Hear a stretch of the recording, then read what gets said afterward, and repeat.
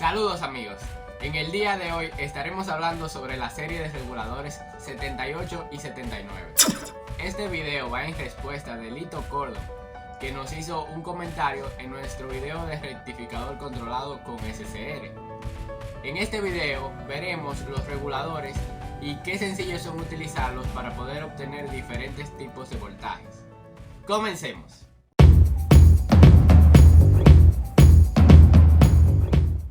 La familia 78 y 79. Estos son reguladores integrados, ideados como una solución para tener una alimentación fija en la salida y una excelente respuesta a variaciones de voltaje. En este diagrama de bloques podemos ver el funcionamiento básico del regulador, que consiste en una red de retroalimentación y un voltaje de referencia. Este voltaje de referencia indica cuál es el voltaje de salida que vamos a tener.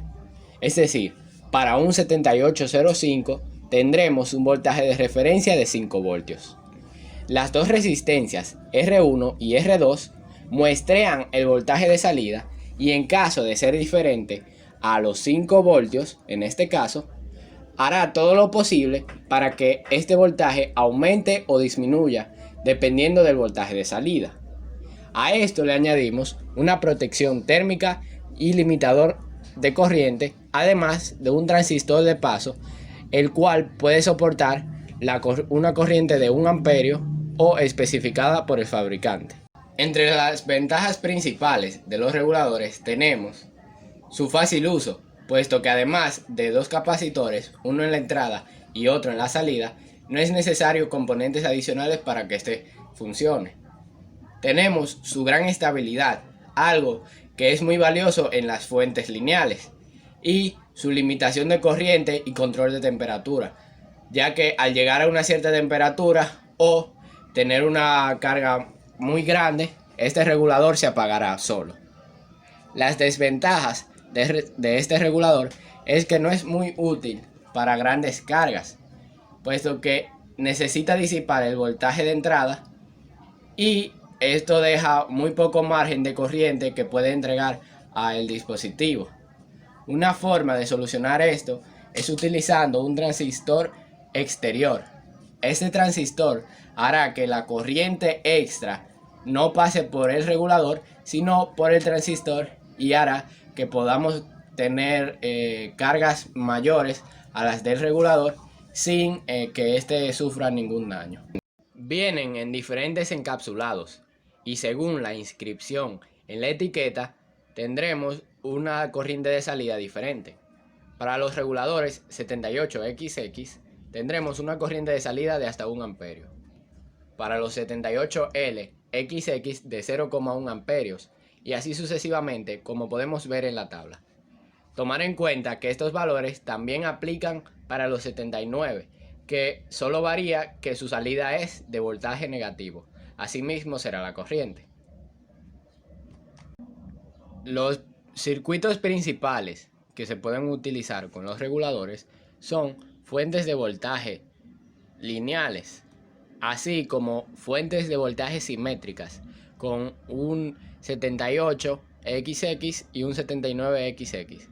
También lo que es algo muy habitual es poner un diodo en paralelo con la entrada y la salida del regulador para evitar cortocircuito, además de dar un espacio para que se pueda descargar cuando nosotros desconectemos el circuito.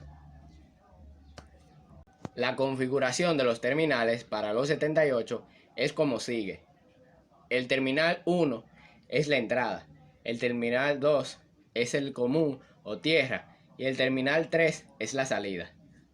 Para los 79 cambia la tierra y la entrada, siendo la tierra el terminal 1, la entrada el terminal 2 y la salida el terminal 3. Cuando vemos las hojas de datos de los 78 y 79, los aspectos principales que debemos enfocarnos son el voltaje de entrada, la regulación de red, la regulación de carga, el voltaje de dropout o qué tanto voltaje necesitamos para que el regulador comience a funcionar y la corriente máxima de salida. La regulación de red significa qué tanto rizado puede tener el voltaje de entrada para que nuestro regulador pueda funcionar adecuadamente. Y la regulación de carga es de qué corrientes puede tener nuestra carga para que el regulador pueda dar una salida estable. A continuación veremos un circuito en Proteus donde tenemos voltajes diferentes utilizando la familia 78.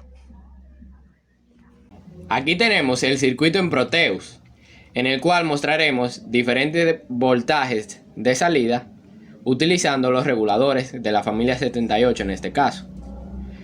Como podemos ver, lo primero que debemos tomar en cuenta es que tenemos un puente rectificador con una fuente AC que puede ser un transformador.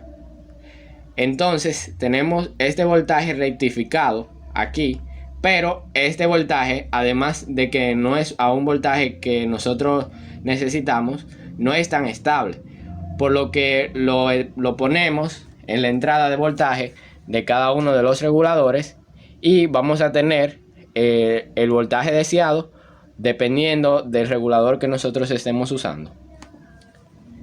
Aquí podemos ver que en el 7812 tenemos un voltaje de 12 voltios, en el 7809 un voltaje de 9 voltios y en el 7805 de 5 voltios.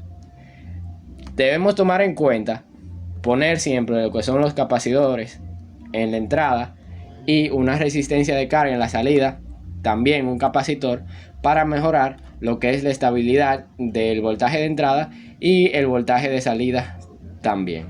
Ahora veamos cómo funciona este circuito en la realidad. A continuación presentamos la parte práctica del circuito que vimos en Proteus.